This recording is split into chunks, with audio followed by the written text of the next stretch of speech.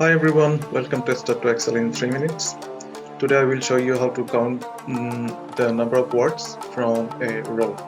So in the previous video, number 14 and number 18, we became to know how to calculate the count blank, empty rows, and length of a value in a row. So I will use those formulas here.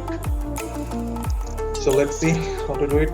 First equal and then len, which is length, and then trim. Then select the row. Then the parenthesis closed. Then minus len again. Now substitute. Then select the row again. Comma. Then empty space. Comma closing.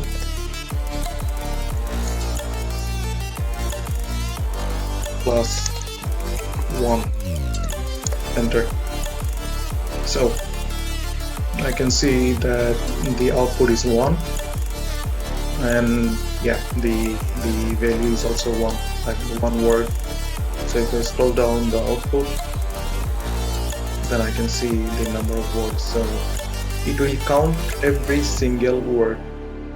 Like here, Republic of Bangladesh, that means 3 words, and then 4 words, and then 5 words.